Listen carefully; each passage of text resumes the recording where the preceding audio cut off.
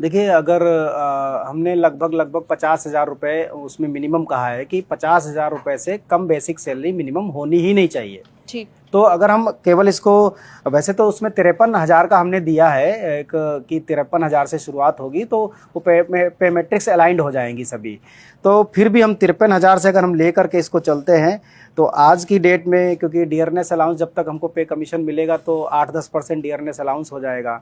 और हमने जो मेगा सिटीज़ का एचआरए है वो 30% को, मतलब जो है जब डियरनेस अलाउंस 25% से कम हो तब भी मेगा सिटीज़ का 30% से एचआरए कम नहीं होना चाहिए।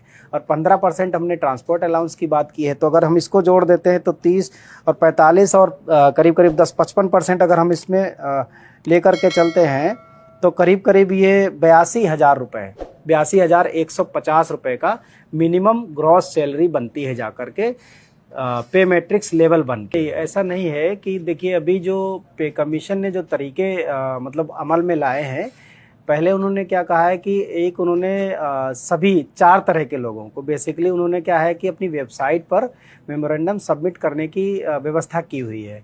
4 तरह से वो सबमिशन मांग रहे हैं। जैसे कोई इंडिपेंडेंटली दे सकता है, कोई एम्प्लॉय दे सकता है, कोई पेंशनर दे सकता है, या कोई अधिकारी दे सकता है अपना सुझाव। तो वो तो हो गया इंडिविजुअल का। दूसरा उन्होंने एसोसिएशन से मांगा है, वो पेंशनर की भी हो सकती हैं, वर्किंग एम्प्लॉयज़ की हो सकती हैं। तीसरा उन्होंने जो मांगा है वो यूनियन टेरिटरीज़ और डिपार्टमेंटल ऑफिसर से मांगा है। चौथा जो मांगा है उन्होंने, वो जो जुडिशरी में लोग हैं, ऑफिसर्स हैं, उनसे अलग से सुझाव मांगे हैं।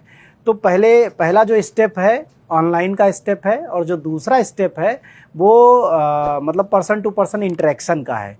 जैसे अभी 24 अप्रैल को जो माननीय आयोग है, 8वां वेतन आयोग है, वो देहरादून में विजिट कर रहे हैं।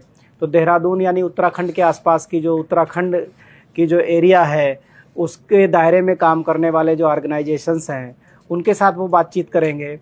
फिर 28, 29 और 30 तारीख को उन्होंने दिल्ली का शेड्यूल दिया हुआ है। दिल्ली में जो बेस्ड हैं यूनियंस, तो उनके साथ इंटरेक्शन करेंगे। फिर उन्होंने पुणे का भी दे रखा है। तो ऐसे वो पूरे भारत में जो मेगा सिटीज़ है, जो इस तरह के शहर हैं जहाँ पर सेंट्रल गवर्नमेंट एम्प्लॉयज़ जो एक ठीक ठाक तादाद में लोग काम कर रहे हैं, उन शहरों का विजिट करते हैं, वहाँ के एसोसिएशन के साथ बातचीत करते हैं, वहाँ से भी सुझाव लेते हैं। फिर ये प्रक्रिया मतलब जो है कंप्लीट होती है इंटरेक्शन वाली। फिर ऑफिस का काम रह जाता है, वो अपना ऑफिस का काम करेंगे और एक रिपोर्ट बना करके कैबिनेट को सबमिट कर। देखिए, मैंने पहले भी कहा इस बात को कि NCJCM एक कॉमन प्लेटफार्म है सभी सेंट्रल गवर्नमेंट डिपार्टमेंट्स के लिए। लेकिन JCM में जो 12 मेंबर हैं वो बेसिकली 3 या 4 डिपार्टमेंट के हैं। खास करके रेलवे है, पोस्टल है, डिफेंस है, इनकम टैक्स है। तो ये 4 ही डिपार्टमेंट हुए। अब सबसे तो इनपुट्स नहीं ले पाए होंगे, हालांकि हमने अपने इनपुट्स दिए हैं उसमें। लेकिन अभी बाकी सारे डिपार्टमेंट्स जो बचे हुए हैं, इनके लीडर्स से भी सबमिशन ऑनलाइन भी जाएगा और उनके साथ इंटरेक्शन भी होगा।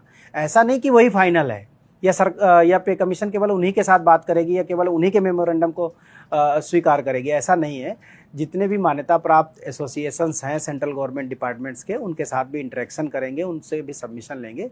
और फिर एक लंबी प्रक्रिया है। उसके बाद फिर वो उसके मिनट्स बनाएंगे, छटनी करेंगे, कंपाइल करेंगे उन चीज़ों को। तो चलेगा, इसमें लंबा समय भी लगेगा।